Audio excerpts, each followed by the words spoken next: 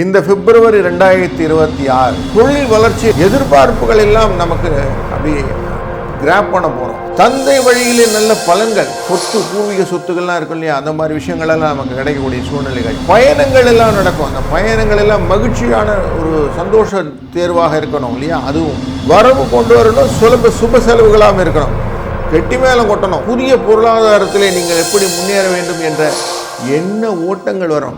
ஏறுமுகமாக இருக்கக்கூடியது எப்படி, பொருளாதாரத்தில் எப்படிலாம் நம்ம மேம்பட்டு நிற்க போகிறோம், கவனத்தோட எந்தெந்த காரியங்கள் செய்ய போகிறோம், எப்படி நம்ம எண்ணம் போல வாழ்க்கையை அமைத்துக் கொள்ள போகிறோம், பல விதமான எதிர்பார்ப்புகள் இருக்கு இல்லையா, அதெல்லாம் தான் இந்த காணொலியில்.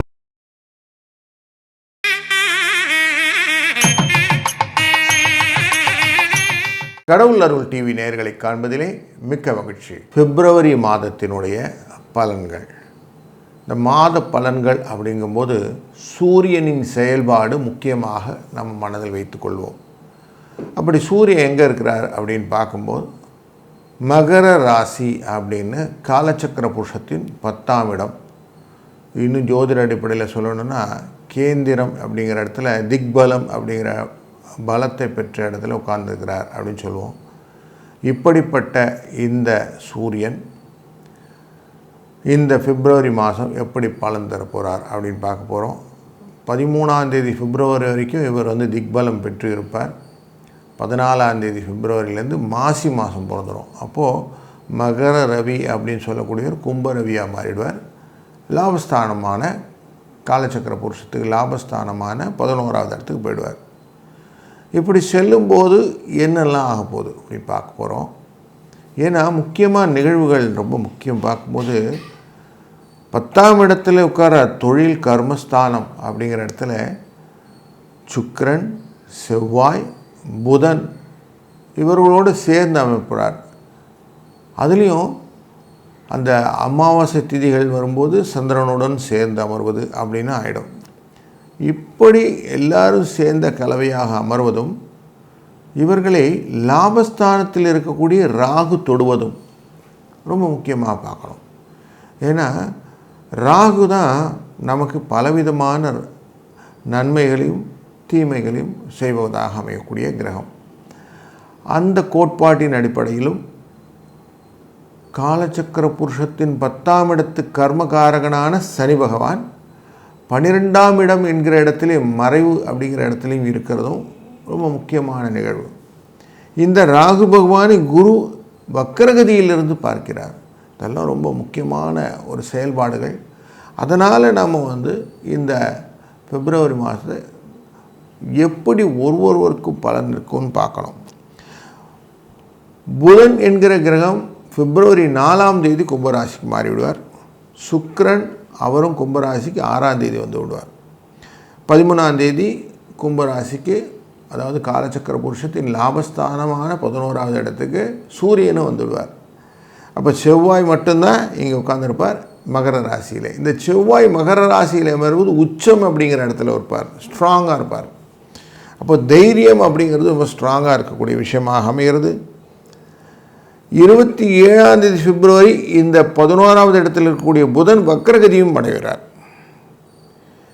செவ்வாய் 24ஆம் தேதி தான் இங்கேருந்து கிளம்புறார், மகர உச்சம் என்கிற இடத்துலேருந்து கும்பராசிக்குள்ளே வருவார். இப்படி இவர்களெல்லாம் இருக்கக்கூடிய இந்த மாதத்திலே சிறப்பான விஷயங்கள்னு பார்த்தோன்னா, மாதம் பிறக்கும் போதே தைப்பூசம் அப்படின்னு வந்துடும்.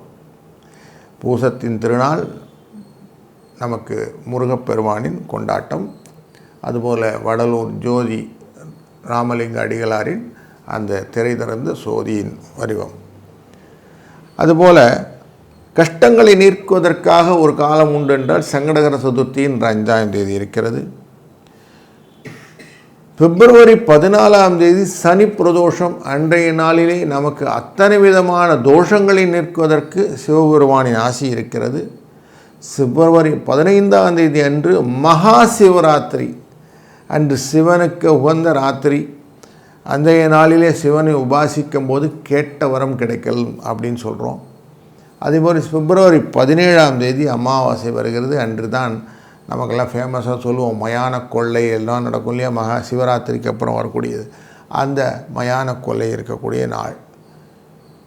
இந்த மாதத்திலே பிப்ரவரி 24 துர்காஷ்டமி அப்படிங்கிற துர்கையை வழிபடக்கூடிய நம்மளுடைய கஷ்டங்களை இந்த பில்லி சூல்யம் ஏவல் என்கிற அனைத்து விதமான இடர்பாடுகளிலிருந்து விளைவதற்கு இந்த துர்காஷ்டமி உபயோகமாக இருக்கும்னு பார்க்குறோம். இப்படி பலவிதமான நல்ல பலன்களையும் நல்ல நாட்களையும் கொண்ட இந்த மாதத்திலே நமக்கு ஒரு ராசிக்கும் எப்படி இருக்குன்னு தொடர்ந்து காணலாம். வாருங்கள். வணக்கம். மேஷ ராசி அப்படின்ன உடனேயே நமக்கு தெரியும், ஸ்ட்ரிக்டாக இருப்போம், தைரியமாக இருப்போம், எதையும் கவனத்தோடு செய்வோம் அப்படின்னு செய்கிறோம். அப்படிப்பட்ட உங்களுக்கு இந்த மாதம் எப்படி இருக்க போகுதுன்னு பார்க்க போகிறோம். உங்கள் ராசியின முயற்சி அப்படிங்கிற இடத்துக்கு நமக்கு குரு பகவானின் அருள் இருக்கிறது. அதுபோல் பயணங்களிலே கொஞ்சம் வெளிவிட்டு சென்று கூடி அதனால் வரக்கூடிய லாபங்களை கொடுக்கக்கூடியதாக சனி பகவான், தொழிலிலே நல்ல முன்னேற்றத்தை கொடுக்கக்கூடிய திக்பலம் கொண்ட சூரியன், இப்படியெல்லாம் இருக்கிறதுனால தொழிலிலே வளர்ச்சியை கொடுக்கக்கூடிய மாதமாக இருக்க போகிறது. மாதத்தின் ஒரு 13ஆம் தேதிக்கு மேலே இந்த சூரிய பகவான் லாபஸ்தானத்துக்குள்ளே வேற போகிறார்.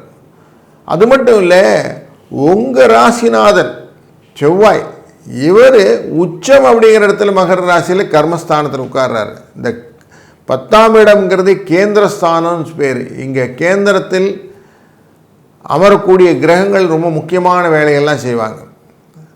அவர்கள் தான் பணவரவு, தொழிலிலே முன்னேற்றம், எப்படிலாம் செய்யணுங்கிற எண்ண ஓட்டங்கள் இதெல்லாத்தையும் நமக்கு டியூன் பண்ணி விடுவாங்க. அப்படிப்பட்ட ஒரு நல்ல நிகழ்வு கொண்ட மாதம். சுக்கிரன் உங்கள் ராசிக்கு 2க்கு 7ஆம் இடத்துக்கும் உரியவர், கலத்திரஸ்தானத்துக்கும் உரியவர் தான் உங்கள் 10ஆம் இடத்தில் இருக்கிறார். அதனால் ஒரு 6ஆம் தேதி வரைக்கும் கொஞ்சம் தொழிலிலே கொஞ்சம் நலிவுகள் இருக்கும், பயப்படாதீங்க, சரியாகப்படும். 7ஆம் தேதியிலிருந்து அவர் கும்பராசிக்குள்ளே போயிடுவார். கும்பராசியில் போட உடனே உங்களுக்கான விஷயங்கள் எல்லாம் நல்லபடியாக நடக்க ஆரம்பிச்சிடும். அங்கே ராகுவோட சேர்ந்துப்பார். நீங்கள் எதிர்பார்த்து செய்யக்கூடிய கலை, அந்த விஷயமான தொழில்கள், இது எல்லாமே லாபத்தை கொடுக்கும். அது மட்டும் இல்லை, புதன் அமரக்கூடியது 10ஆம் இடத்தில் உட்கார்றார்.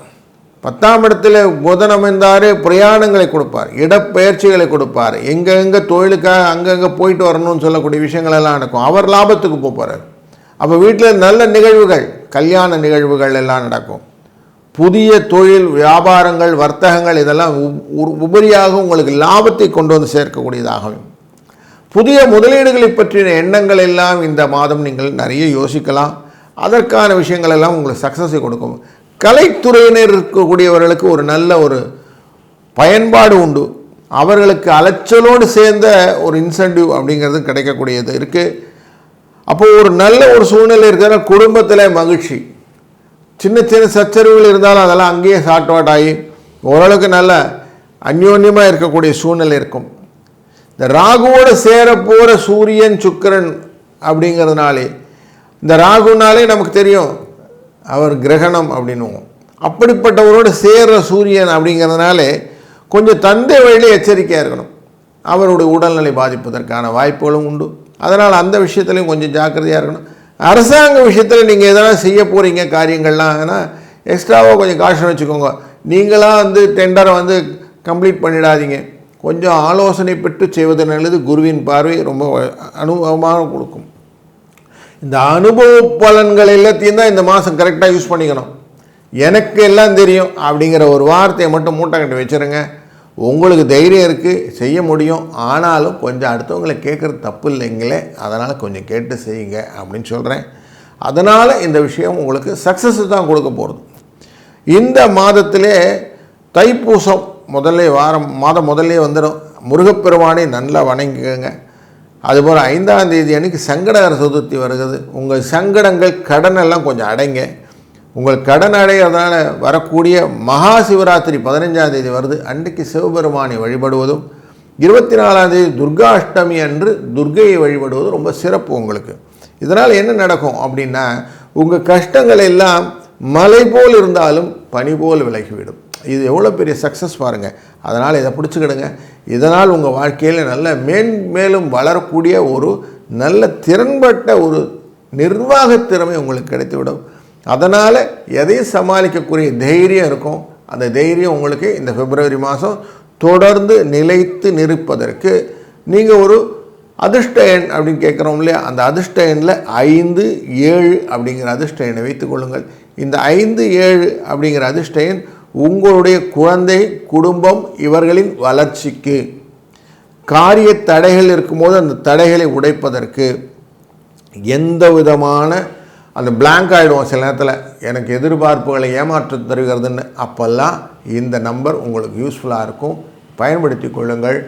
வாழ்க வளர்த்து. கடவுள் அருள் டிவியை பார்த்தமைக்கு நன்றிகள். மேலும் இது போன்ற தகவல்களை தெரிந்து கொள்ள கடவுள் அருள் டிவியை சப்ஸ்கிரைப் செய்யுங்கள். மறக்காமல் பெல் ஐக்கானை கிளிக் செய்யுங்கள்.